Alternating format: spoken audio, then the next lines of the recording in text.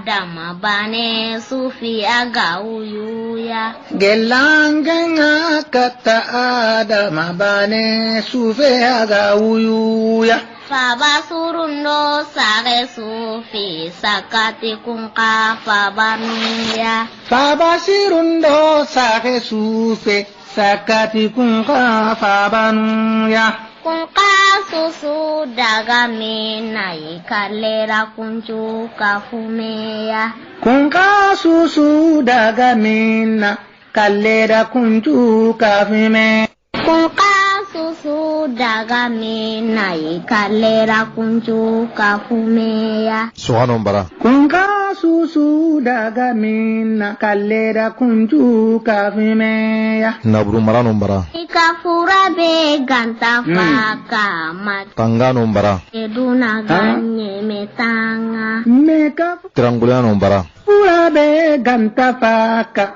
makeduna ganye. Jagundanon bara. Metaya. Simme siranan tu ketal. Kubara ni masalan kitu ya egadangi ni kadanga aradu dambe marana fangan kilon kama talata o talata na utu megen tamu de filonga na megen tamu ado sikonga. Lama kandu toro dodunaya. Esimme sirana tugetala makandu to. Kebara angu dengi su komanton karana utu gele sokhano nga nabru marano tangano kitrangulangano nga agene mechigumu nga na nawa jagundano nga kubara na khabano nga daru inyi kamo lengine kangal haladi. Orodo dunaya. Simmeti duya gelisa. Akili faranga na yakubara kama ujike ngari daga kane kinga yana kubara golen no gondi mosiri. Sa manna Allahu nganditaya. Benka jingile kinga la kadanga 21 58 96 04 wakati kha iwitani pilot na naga sogana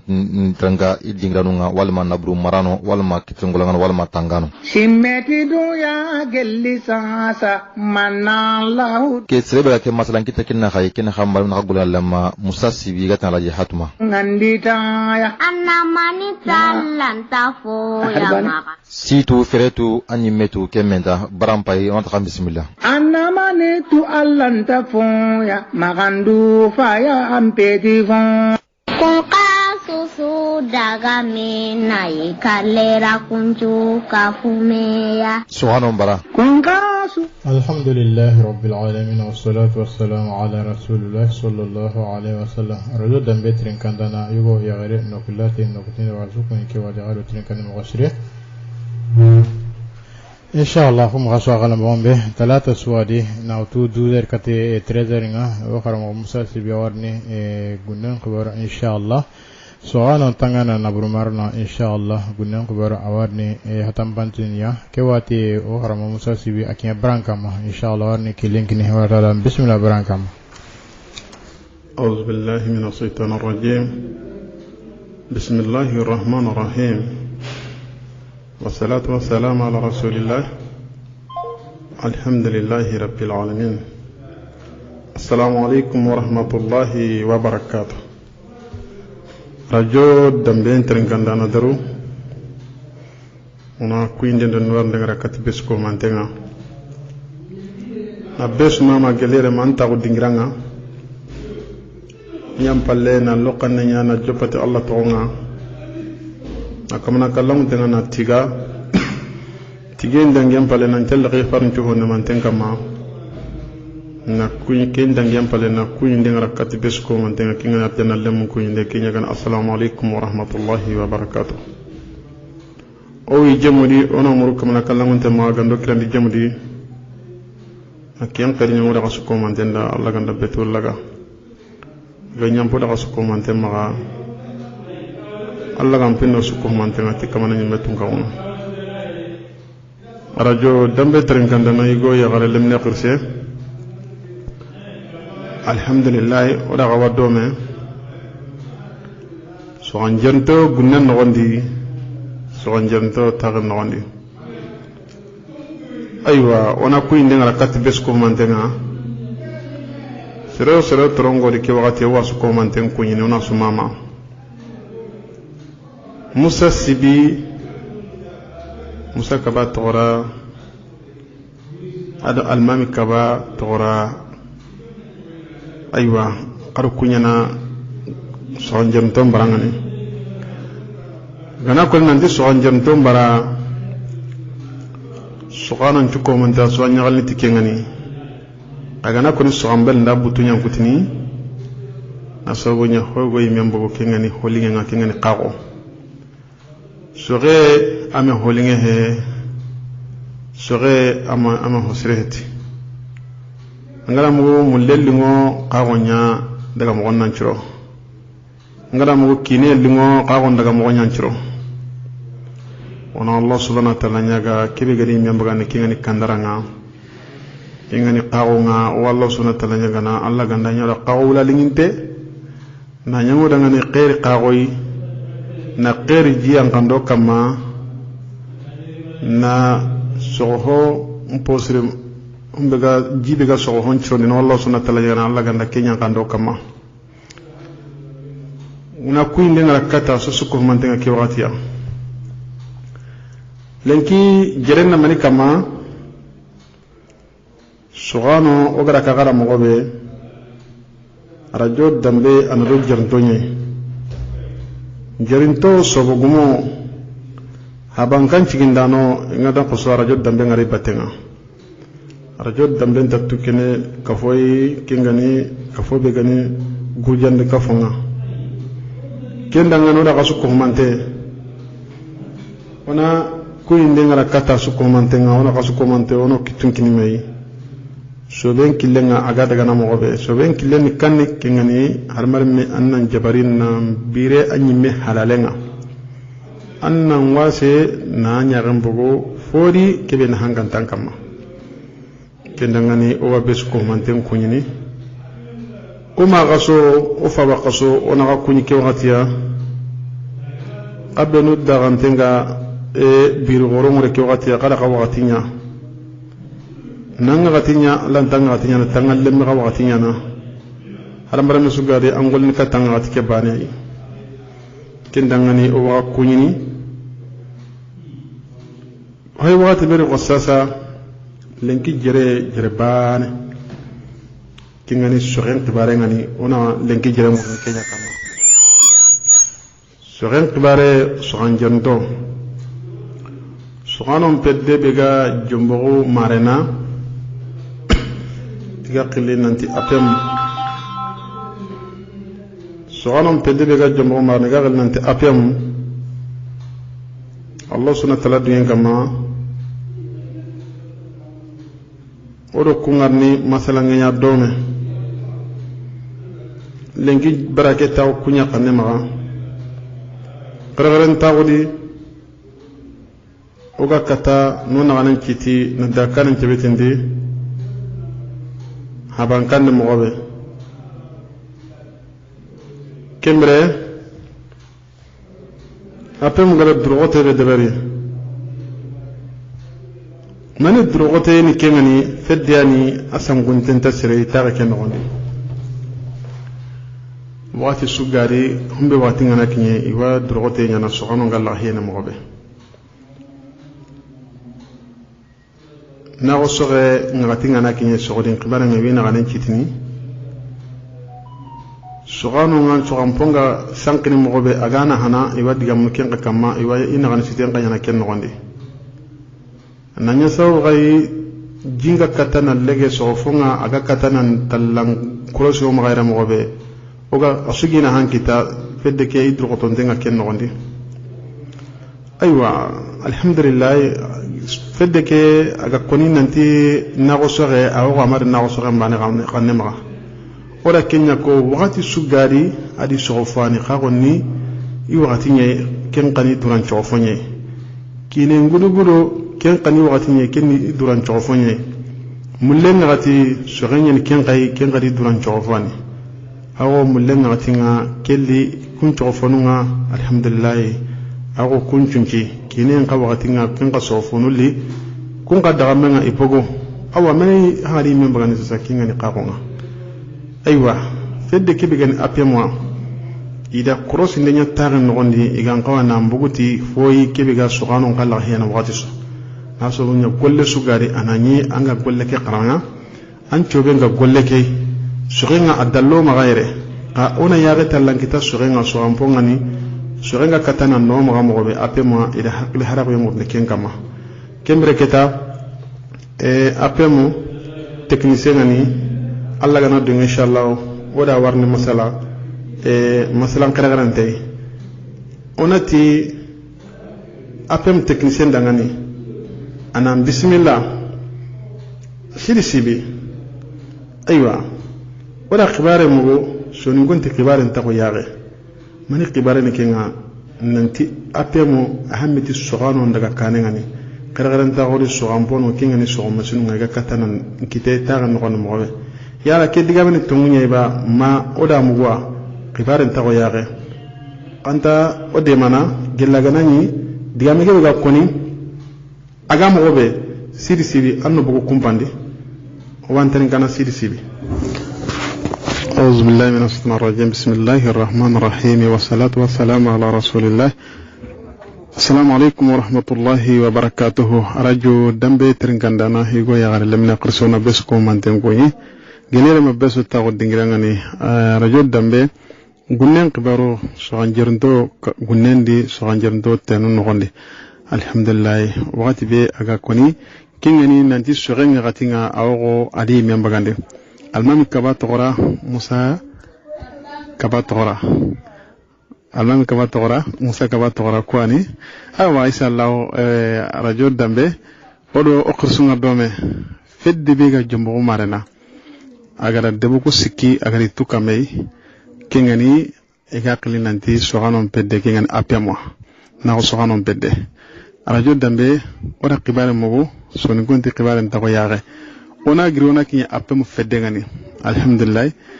oda mogo nanti sogano ngani hamrante hiyogo awo fedde ki hammiti kenga kengani sogano nganga sogonoti sogo hono bena kengani sogo masinga awo onyi musunu konyi togonya moko yala masin kibare ke ora mogo nanti apem nya sawo na leti masinga jombo tagan nogonde ora watunu tongwan ba ma ora muguti mugunye kibare ntako yaage ona taagina assalamu alaikum wa alaikum salam wa rahmatullahi ta'ala wa barakatuh radio dambe jombo marena ona gasu kunyi lenki tinya gale kunyi ndenga kado ga mare menya na dome kenga ni sidi sibia kenga ni apem technicien vraiment ga kinyo kibare bey keno maga nyagali ay anu maga suyi ay jombo marna deben no gondi lenki kaga grina li hintirni himbu gumunga imme mo kenno maga kibari linge nyay lenki nchimbe maga yare wase mije anyi me goni anyi me yare nga masinu kwa siki mo vraiment alla da apem ogati na association des planteurs et marcheurs di jombogu kenga marna jombogu commune no gondi alla giri warjaga ku mashinwa bo nchimbe maga khairi nyani kay agomi kumba ne ma ko indike masia agomi oroti ni qayi raison soit bénéficier ke masia et puis marna commune soit bénéficier ke masia et parce que khairin ni hoyi c'est ba na ngana khairin kita agomi jama sura kita ba agomi masinu kuni hilwai vraiment goni o khirinden do qantandinga kata soit khere ya gena surtout de beaucoup siki bon vraiment masike araswa ga nema agulle ngaro nyana mogombe et puis iruye ngaro nyana kitendi mogombe et puis soganu kaga garawai munna kitana gollundi mogombe aussi même kenni apem objectif nyai na utu gelisina dangintonga donc na lawara sasa kundwa aywa onati sidi sibi anti apem morfonyani kargaran tawro kingani sogofono kwa kingani sogo masingani aga katana sogenga yurugene mogobe awa ke sogo masi o kuy menori qibaran tawo yare o yare ngam masi ke sikki hora watunu ke masi ali halanga mogobe kemi haqqil qorena ke wutuna litike tagen ngon apem yala gagara ke sogo qobonna lite o maga tagen ngon so ke anya mogonni kanya ngal haladi serbe ganale hikeme sogo ho masi qore yala kilu wanu anga bakare ma sikiata ibe ganale he anga kiene qaqr sungani aga ngawana nya mogobedi kilu ngaronga anga bakatia anga tu kafo sugari imman kenyai ago manga na fisu kita donc imman ko nyani gai agomi machine ku imme alhamdulillah kuma nyarengi am gombe agomi komite yo ta gunte nga ganne maga komi agolnya ngana agolli mo ngara way nyana mo gombe bo ampa jungana yi angana kumba na mbesu trindi jombo ko marena deben no gondi kengani masire drame ruso bachili ado noa drame ado arajo dambe imme parce que arajo dambe imme hedde ke tonte wayi debe ke no gondi parce que arajo dambe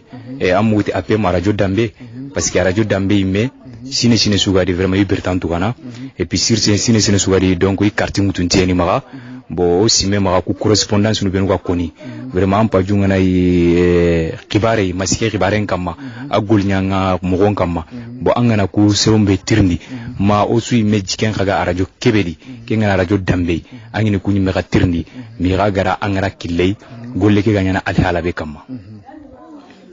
o ya gampa masine ngasiki o ganati masino serebe gananya angama wari ko gara war mogobe masinu ko yalo ratuno apem da masinu men me qobo masinu ko alhamdulillah igari qobo na litiya ko masinu isu ko mante idaga nan qubana ma apem da haklu wurundi igara kafo be ta gonde kingani na ko sokanon kafonga ido do benu ga kai nan pamiti kun kai aga hatiti masikenan daga marana ban kitirne na hankoren mo siri agomo ora kenya ko masinu ko gobe nan ta ko mi na hannan kemperan kunne bane masinu ko wa ora jatelega komite ko lempalle kengani ti sabsire bangenga una bane wara daga nanonga et puis ona bane ngara marano mo harana ga kendi banenu jaba jallani nu daga na himno ko ti ko len ka kuta banenga vraiment ga hajunga na yi sore ya hajunga na yi na yoke gani dangani yoke ga ya hajunga na memo harina doren karida ngaru na doren gana bo masinu ko ken su da barni o ko ya gampa ke masibe kondo au ko ga humbe to kenne serni kengani humbe ga sono nanga sono to humbe ka na wari kumi tongi gore kondo na liti kengani yala apemo serbe gana le hikei kana wakati nya kere serbe hajunga kiemu ma manya ni ba ma wakati yan koni serbe hajunga ke miniti mpake wal makeler mpake kara kenya ken ka mo gemundi wala ka musa ke tirne na han kore ni mo siri wana jatela ko meta go na jatelaga o mi way kandara la qenri ga go mpayrono o da tu surtout ran kri aga maga o mare nyagaru vraiment ikunga ihajunga kumasuma mo siri bo meta go na jatelaga bo na erin fixe nanti sugadi bo maske ampa junga na ya go no ujunu siki godiani bo o da jatelaga parce que c'est ngani taren no gondi angana khairin kita suna khair ke kita et puis encore nanu tagana noyenya golle ke no gondi wala kenya na sababu nanti vraiment masinuku ilenki gane golle njopana sore no kunga kenni sugadi kenni ujunu sikiki yala serebe gana lehi anga mulana kumesune kita kenni ujunu sikki yala serebe gana lehi ler tagande ngani ken qawadi ba ma agada wutul lerin timande wala ke digame na kan koreni banga tu deza go mo gara comité ke beta ko mona radio nyai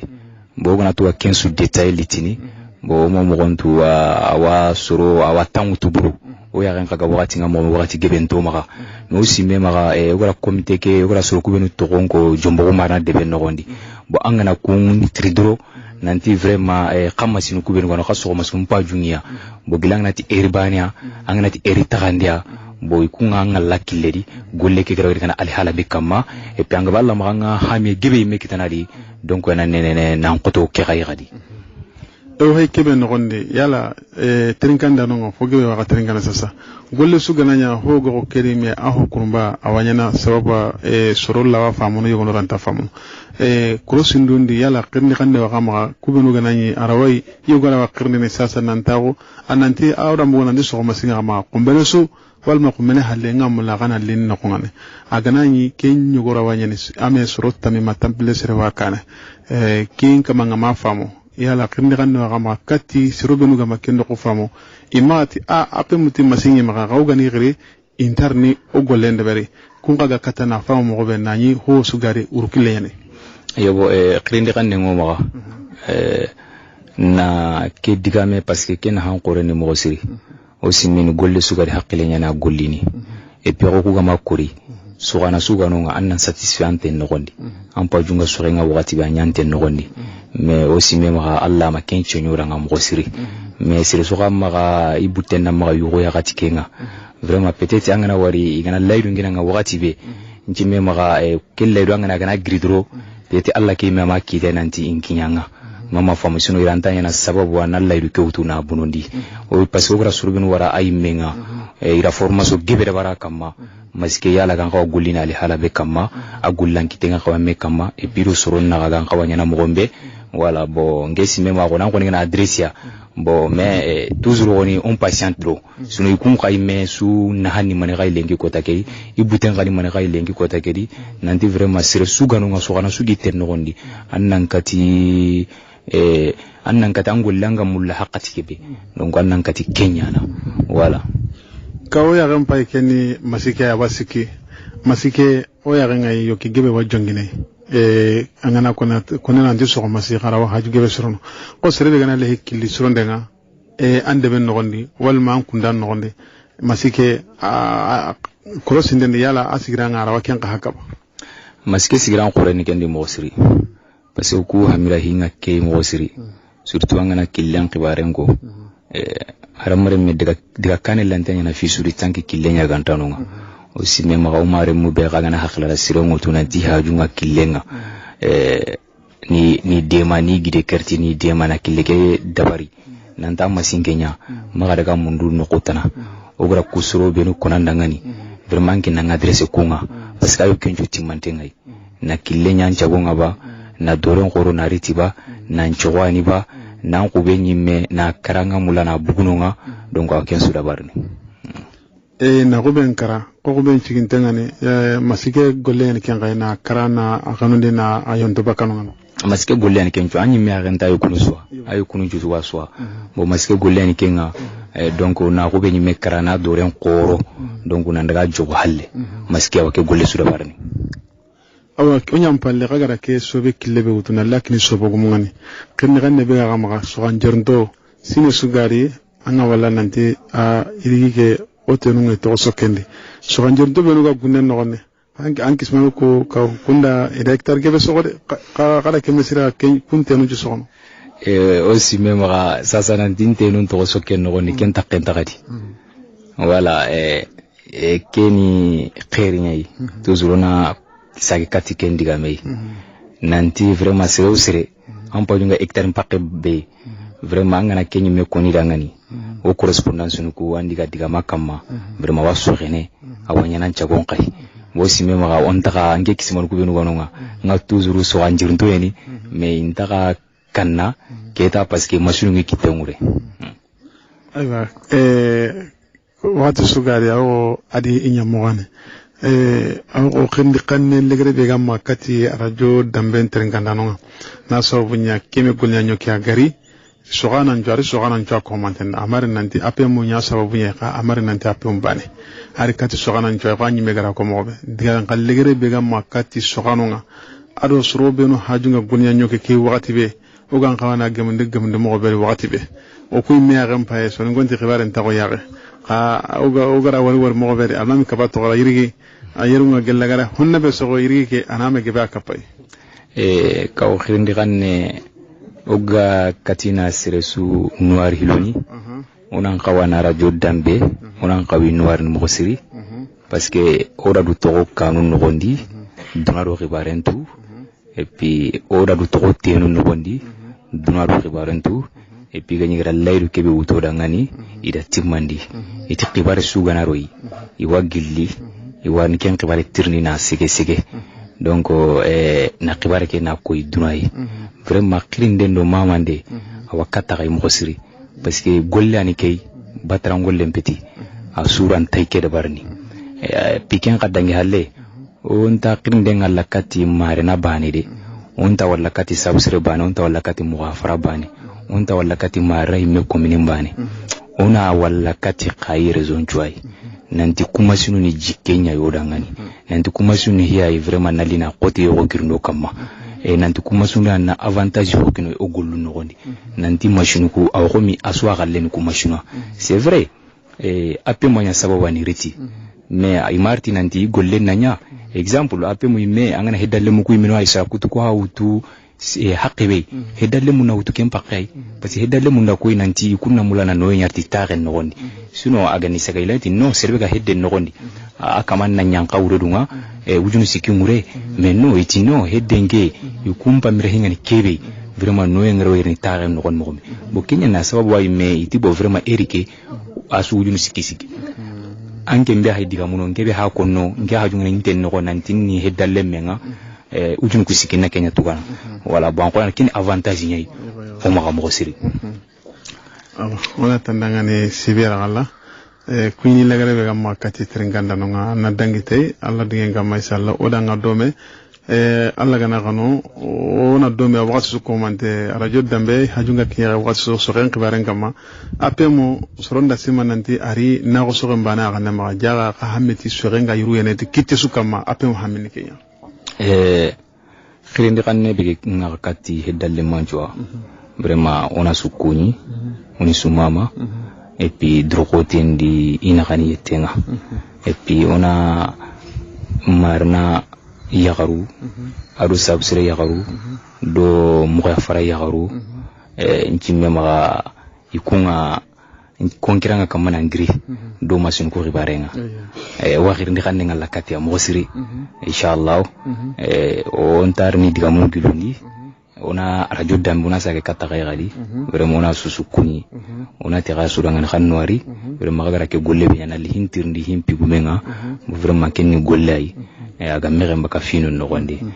ona gawara yaran kunne ona taga ngani xanwari xaro braji ona tanda sibira galla odanga dome so ganjernde gunnen no gondi musa kabatora mami kabatora iri ke so renke anyana ma sogana so ambel no ngani igana ko bengari ngasimana kemu kunkutum magayme yogono ime ona kunkitana gunnen no gonde ona taga ngani kanto tukina radio dambe ngani kanwari ka radio chugani ndengani qayme arajon ka ona taga gado radio dambe jumbo marena 92.6 na kuinde ngala kataka su komantenga CDCB asa odo aringa dome CDCB dambe se fe kompenga ma apemo mani haklande hindi wara egara ke sogome si gariti kay mani haklande hindi wara kengani onati CDCB dangani sasa arawaro no ana fatan panchen talankini aso bunya wa barake be kama ana han qoreyen CDCB apemo mani haklande nda khawara kay na nyaso banali tikemei tagan no kengani sogoma sigay mani apem dake haklante hidawtu kam wala mani sababu ndi wara kay CDCB Allah gana tinga sallahu CDCB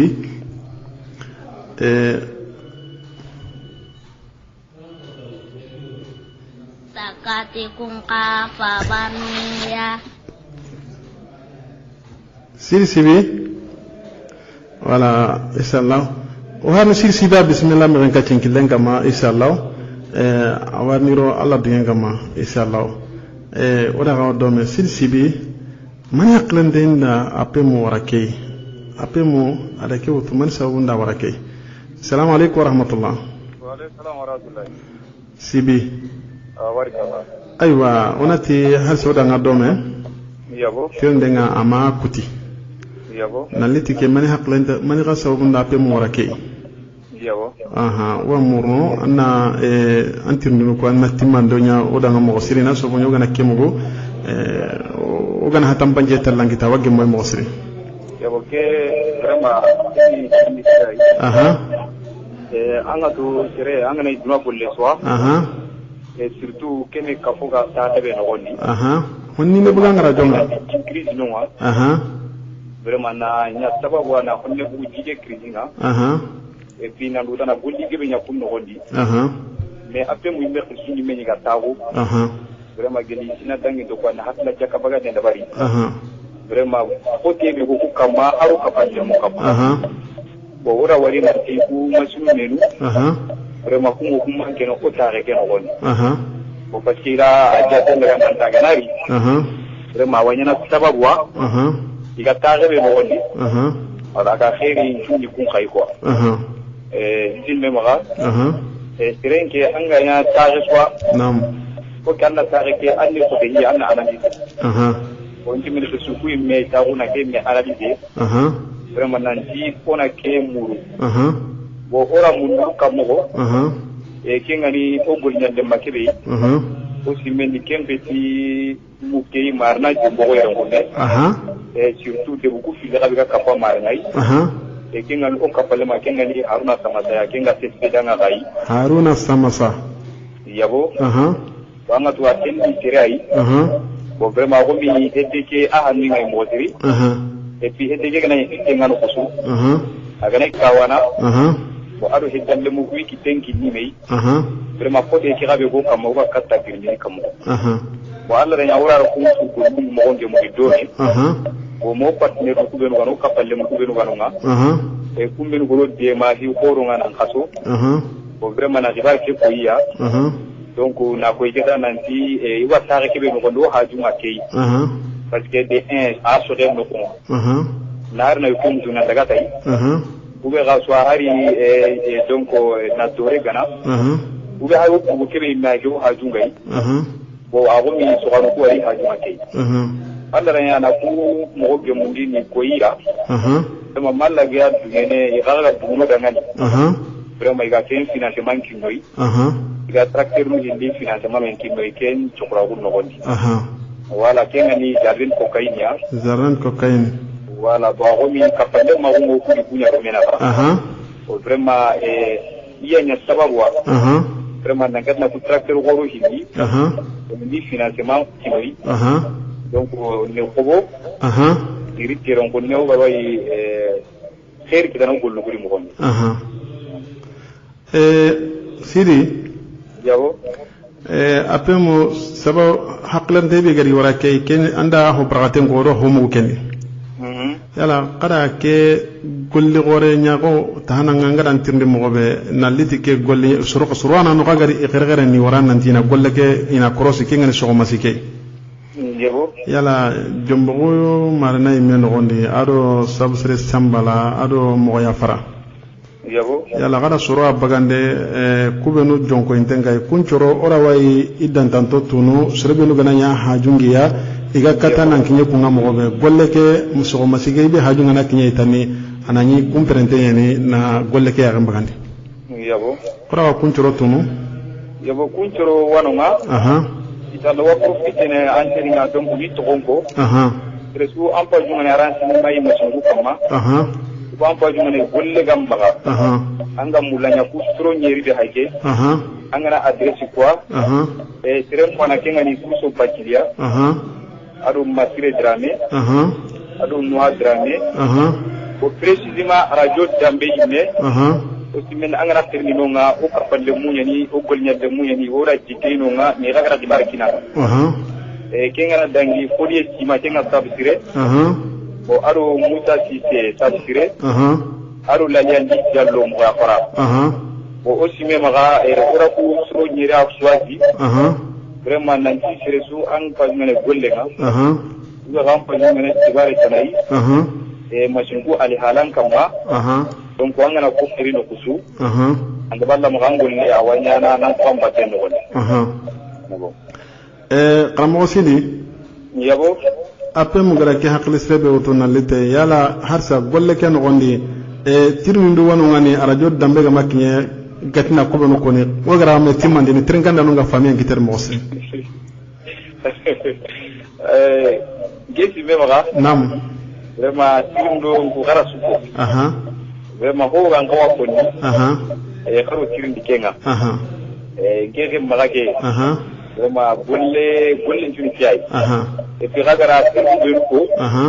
vraiment gara tirindi ko su karo tirindi aswa o su daga halle aywa bo nanti hakon tabi bo gilagara daga hakon tabi on kawa ko men ka o ya ganta kenga aywa kirnile xanne be gamma harsa keme golle gore gari atal umra murene antalla nyuruya wati mana apemo harsa muru hotana no imaga nalikati tarenga sogano nga katana na hankitari mani sawa wunci ki harsa kenga tallanjini ni kirni xanne be gamma katiya kirni be kati maga kati tati ni ayre zonsu ina mali mere mesu di habankan daga kaninga serebe bo mem hara daga kaniga tanga ne pete diarwa ni ko dari tinga ahaslara hingar nanga bo vraiment usuna ko kitunjini me ke heta gore kanya sababwa vraiment na kuma sunu hindiniri ti rangunne bo agan tempi na tikumba na jamanga naire no indati tikuma vraiment yeta kati tariki ay yala tariki ikun kagarawai na kasini mugombe bo hende ke ka aga garwai tibi kamuni mugombe bo simendi golle ke akali hanten na suwai etona mulla asu annan paklara hili ti golle keri agarawai yure mugombe kenni atemu me par exemple ay exemple ni mania angana jaten daga o serbe me gari hede ke me hede muma aro tara kutun kana iti yobo ibu me pakenga ni tebe yampano goni me suwari ujusi anda wariba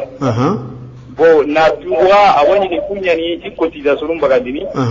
sine kasun tamilo hilo tiza ngori kunya nguru sine kasun tamilo hilo iro hede ke wa taka ira wajibi men kaida kuyi ti khairi nganari vraiment kunna magati wa fungu ti isuro ngati memu gode ba vraiment isunka wo khair kenu gondi suna igati ige mo gopane nga bonci men sereba katla kem pakla ra kimutu bo donc annan kawa anjo tengene kenga yabo sidi trinkanda no go no tringa sa saudiya jamanenga Musa Touré yabo Touré Musa Kawru Touré apemu agayna goloro be debere Musa nyagal den mo siri aro suro gawodo me suro benu ga so ganya gento ayabo ay ke wakati ya wayna trinkandi yabo donc awo nyagal ti golle kay yabo ado marena en ko benu taguntenga ameriki jamane ke wakati ya yabo donc sirgebe wayna atringa ke musalange kamasasa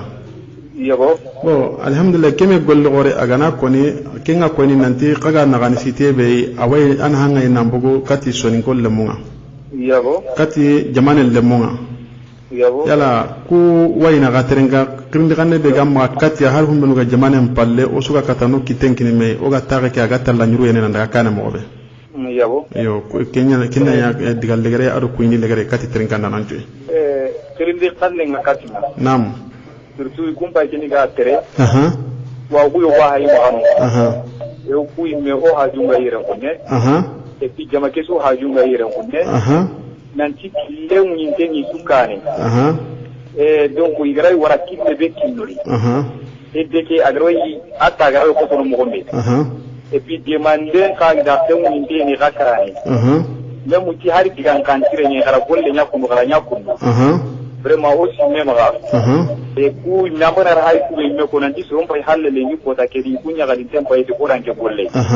vraiment kini fo ya gara hatle tare ki o yire kunne donc oran kay mama na ki ke banga vraiment o hakle ni bi e puis ragani hakle to hede ke di et puis hede ke na golle ngra nyana mo gonde su vraiment i raga ini hakla ra ki kinoi yabo abona tanda sibi ragala ona tanda ngani sibi yabo awa kete galla kuyni legere nyana ona auditeur no ona killen kini gay masalan yake no gonde khirni ganne be gi gama kati jamang harsa o kuyine ndo kantande ndo mamande awakati tuma bombo na katisu haramare menga rebe antro ngara jodan bedi et puis antro ngantadi et puis aka menga ngana ngamu kotana vraiment aussi me wasi kera ko na sumaru ona sumama awana tanda sibi awanga inshallah keni sidi sibi ay apemo technicien yani jumbo marana wana apemo krisen kunyi o haba babri hulay sibi wana kunyi ke wakatiya modibo tambadu ona kunyi ke wakatiya wana kunyi ndengara kati apemo bironchu suko mantenga mambrunchu ona suko manten kunyi sugano ngallo qusona suko manten kunyi kembere ngani kita ogara kagara ngan mobe masire drame agananya trongo di masire jangu ko murna maga anallo sasa me ka cinkilenga na sobunya sugenga tingana kinye arajo dambe ona do suganjer tonga sobo gumunga no qusu dambe wono ngani wati masire drame ngani masre drame anam bismillah atrongo sasa drame yugo anna lato manyo ke anna qirnde wala anna lato manyo anna qirnde ke nga geme mo siringan sasa dambe entrenka ndanu e way nan entrenka 21 58 96 04 mundo sakanuya moga pera beno konde odore mundio sarana gare waranam tongu fa koni tongu tanam tumatia gare waranna tongu fa tongu tanna tumataya gare waranam tongu fa tongu tanna tumataya gare waranna tongu fa tongu tanna tumataya fofo aywa radio dambe ati gare waranna tongu ona suganan kunyi Mamadou Samburu Diallo ona an kuralle moncu ko manten kunyi ke wakati wala kenya ko drame lango ko wati sugadi drame ngulungo awa hay gade masire drame anga matigiti ndeke wara ke wakati ya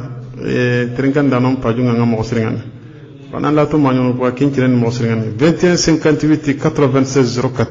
suganon barampa ke suganjemto gunnen no wandi suganjemto galere ma besu tago dingranga ona kuinde ngara kati basalmu haidra suganan koreani ona kunyi gelere magunendi ke wakati ya ido drogote ngame sugano ngane na mo gemdenya na golenya na tenu mo ngemundi na gemundi sugenga gatinga suganjamto ni suko manten kunyi masire bacilona kunyi ke wakati ya almami kaba jekte en kama nyagare anin ko ngara nalli anin ko ngara nalla kidenga trenkanda no ngam osiri gundo jekte wonan kunyi ke wakatiya anin ko ne kan na warana risallahu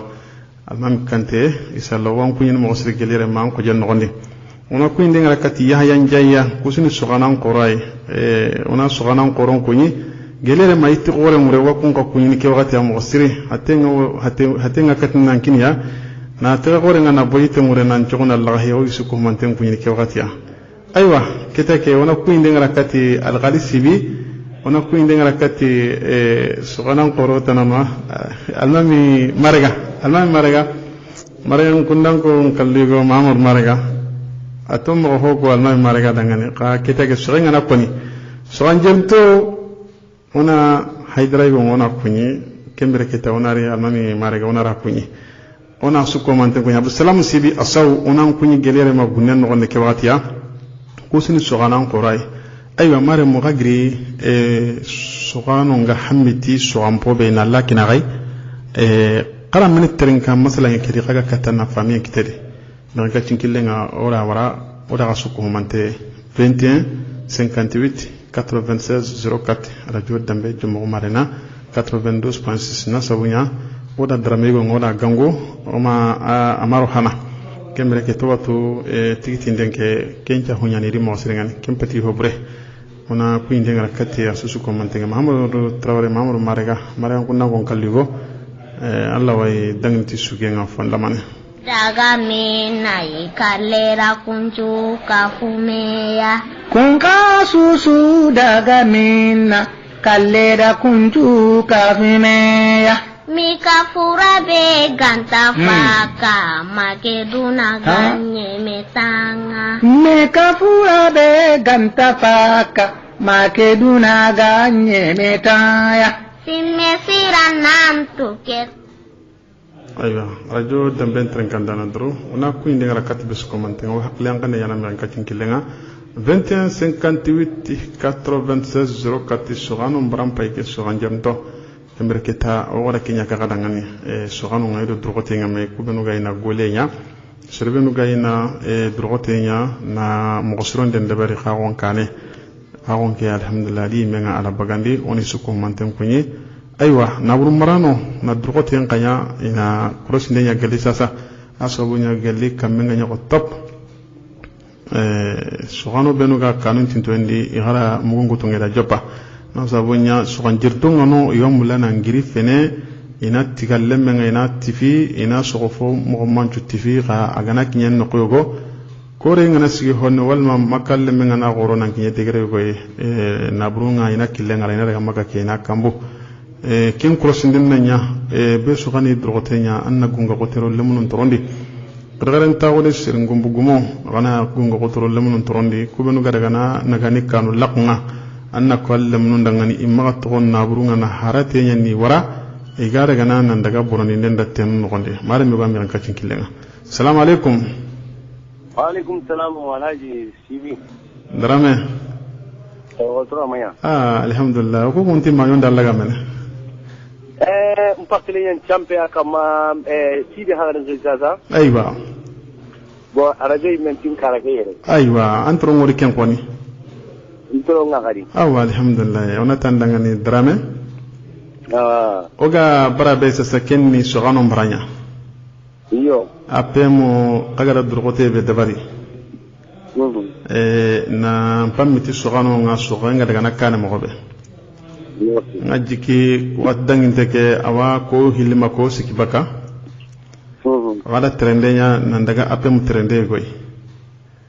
kengani nandaga do sogano nga soga yuru yana mogobe yo alla fonne kono dangani kibari linge be ga apem maga agara nagan site be nyakati sogano nga taga nogonde yo so mesunu nga iri yo akoni nanti so mesunu ila soro sugande kubenu jonko intenga sirbe gana lehi ay wakati be nanti li daga so rintendi igan qaw dangni do killo benwa soro benu ga kan kibarenga anke masire wa ken nogonde awa golle sugade angana radi sari soronga afamono ante sorono andi ankaga ma kirnde warakatiya gara kebe jonko katti rakungani kaga ankawana sogome sunu kunni korosi sirbi gana lehiya kan kile do kan kile na nongani gara korosi de yakama Allah hunde ko nora kendi wala awa ando ketrin ya linda wa afemu kahonda manju kuni wa marna do moharado sabu sere do jombo da manju enjo kuni wala ko Allah ne ku afemu kaho soy bo ahto ko kam pasu hedalle market range wala ido ndo hamesi so sabu sere ngenyen idin do kengara gana masin ko bare do daga Allah la o yimelungo ko ni ora wururenya bo oda ni okungunga na hakati wa simana hine ani me hine he balla gondo ori jaga oda karo bane ai balla ro ori jaga hillo yanga ati mati bane na li marna do mohara sabsire bo hakle mbana na ken golini kampalle har hillo ke man to bakasu to bane bo ken jabu da o alla ne odi shiruknye de bekedi comme lini ngatre presque ke ngi nga mulana lo je ko nga mulana honni de ko ladi wala serege be ngi khilli ube serege be warni ngi kata nanti machine nga ila mundo machine li golli e bo na golle jo para kat pakati bonda ko ila nga nanti ike dura machine he de machine ne wala bondon ko hedde nga ida commission ya tawuni commission ra tawuni ka golle ti machine ko wala bondon ko daru men kitere o daga erinyonga wala mi hamu leru wudin ko ida hedde di den ta hedde di asu leru wudin sikki paso gara to wi bakame zaza o sire kumbo nyano o madum golle ke ko ma eren kita golle ke kenda ni halle ke ta awo pesi putunu di manka ko ma lenge ko mene warni donc ko ngana monte wala nga jopene wala bo kiani donc ape mo ali drotenya donc ke haminyo igele halle wala ga makitu ngantanya bo wotron kawai anga giriya mulla o anga senya mulla anga suwa mulla mobilinga golle sunyana ken ka wotron ya ga gollini wala anta buru wonya ga gandi kana ga waran tendi bo awake su dabar bo pelu ngawa kane dore gara maganga an komben kara ube asindika ga maganga mulla na kara ya koro nan ga waran no kutara bo kumpe nun kawiya wala yani donc asuni haklen ta on golle ngana joppe anga hedde nanta hedde ndi trenta azu sere marna so ambana kuma sunuji ado mu harado stabu so ambare di wala kunta tini asira hedde di trenta hedde di ni debencho akalle bo kwa dari pide mete debencho akalle ni tinga demeda ni debencho akalle de suna on droto tano na raga nan tu oi me akalle ni bo sara ngara gana hatani te raga hatana ni la hiloni wala matinu ni ko tanga ni arawanya na wona ka ko hay wala bo osuro droga te ya ta igasio no mobe wala angara muti ame legana he ame arjo sugundana he soronya skasibagana he soronya nantrin kana le ganda inera ke dikame ko bo oku masinu kwa ere bo me suronga ma masinu ku tu gollenga anga tu irante ho kitana wala osuno drote nya oga masinu ku raga na mobe na yo ime kallenga ndonko osuka katana kani kita mobe wala kiani silinge ngala no kulbe wari do nda kwa wala wala ayo masinu ku igariketa tani ndenya yala kana ku masinu su isu to ko kama mara na yara ba ma alhamdulillah kada itani de debari hoda gana no ko ga ndara gana no wo to ken kendo bani wa to ko ere tenga mara no mo hara ko mi ko le ngona ka bo sabu sire ko le ngodo sabu sire na bani ngana sabu sire bani ngato ko mara no mo hara wala odi tagambe kundu wala qaben ga cross de ken gonde igara commission be tagon yala igu duru nyane ba ma yagare wagadi yagaru ngodi yala ka commission ke am pakle ngara su tonga hay wagati be ko sasa an karaga o de manana fatam panje talanke no qatonga bon surunga na le una mbana to anteni kamaka yala igana le hay hari ga mankin kite qaw dan ko do koy do sasa commission ke marana igara sorobe nu tu nke wakendi tuzo bachili wakendi bo muharan ko ba yugodo yagare wakendi yagale bane wadi marna ere labu sire bane wadi wala oso nyere anta wala aywa kembre keta ke qabla nu gari sirbe gana lehe qolem pallaro kanun kutangane asu ibe gana lehe waqti sukumante mesunu kusan nantin pajango mesunu ko hilli so nan daga leer nu men nyinten no wonde xamo gemunten kun kanne ma yo hobe ga koni me yinanga ko mi me yinanga ya angara ko na sunta daga na wala me ko be ga koni me yinanga ko mi gana tibade toko sahenga nya bare ngen bare don ko nya solo tammi bo gar ga bare bo tre bane wa tagandu mo tro illa tagandu bo bare matinga ga bare ana bare gum ko khale so ko hiloni bo solo benu ga kitati tagandu ana ga ken kala bo pake o illa ora hai solo nda digamen ko mora wari tongunya ni wonanti sirbane kite bare sirbane kite sagandu soro karage kite bare anna sirbane ke sogenda bare anna soro na ti tokono na ga sirbane ke sogenya sagandu wawanya na wago kenga perri londi ni buru bo agara tenkunda be jopata na kana kenya ma komi masinya ni atoko hare kanu be na yonkin tegani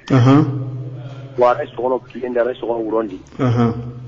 goli yana sire ko ne gara yara way golle to hilla ga yana no kusuken golle je bo kebe ga sekandu agana hamu nanti bo masikena to urana ga do kana ga do ke bo anga mo kontu gaswali na ko to lenki bo perdi ngaro wala gana paden kon kallen to donc tenkunda be tanana ken jamanga ngaba anaga ken ka ken to wala ora programme kundu hilone ampara no be koni sirbe no ga kanun kutanga kenga famina ka sirbe no ga gunnen kutanga ko sombolo bonu wal ma kutambange ngana daga digal ngunu bange kunka yala sirbe gana yanga kunno kuna ko le nganari bara sikira gana jingana siga kamata ko anya Espagne do Morocco na yala kunka na so mesin kitana kamo yo kunna so mesin kitana di sabu siren ko bangenye kasi sabu siren na ko le pande wala masin kusuni masipane ba hado ga garga sabu te nan ti sabu sen kon kaba ni a gallen bo marana do sabu sen sumbana idi wala igana soge ngara soge gali sabu sen kunya ga kame nan choge ina kun kenu ya sogoro marna ko ga be hajungi ya ndo ko ina ga kun ka kallon chogo bo gela gana marna ko ni me ga kame ga tunanti on daga sogo do kinga jaman nan ga batike karai ini marna ko nya kallen chogo ina sabu sen kon kalle ga du tena ga kun chogo dunga ci mana me soge entanya na kendo kwa wala bo marna kinken kalle ko le ngana ri orante karani na utire nan daga wara mugafaran ga wara ma banne har golle ganta marna ko ma har jalan ko nya gano kirima banne ma no ko be o wara gana wala golle gen gonde ape mu feddalle mo aro marna kubunu ga ape mu ngondi sabu sere sambala aro mugayafara yala aro kubunu ga no kuntananga soge mo sike anasu asuni pribana e ba magala fatam panceri do menaga sebenu ga taga ben gonde e suni duram pira ma ho asusu aga daga ho bange asuni pribana soge no kunga wala bo marna do sabu sere ken mo hara suni pribana wala bo arawanya na komi o ma kinye ken no kwa hiloni ba gananya nan ci komi nan deplace nan daga ma de veterai wana casual nya bini ken dora ijatala na ken hakam wala gabari do bu kusiki kenge on tu bunnu kuntana to me wala kesuni pribane ler ken wujini sikay wala awa drame kuinde amma kati manyonga bone kakulanta no se kombe nambugo na to ama kuinde warakati ya digal legare nanke ni makuni loni na trinkan da non chukuni ni manyon kuni bintu kebe na hilandun kuni bintu marga awa ya ga keni hawa tibi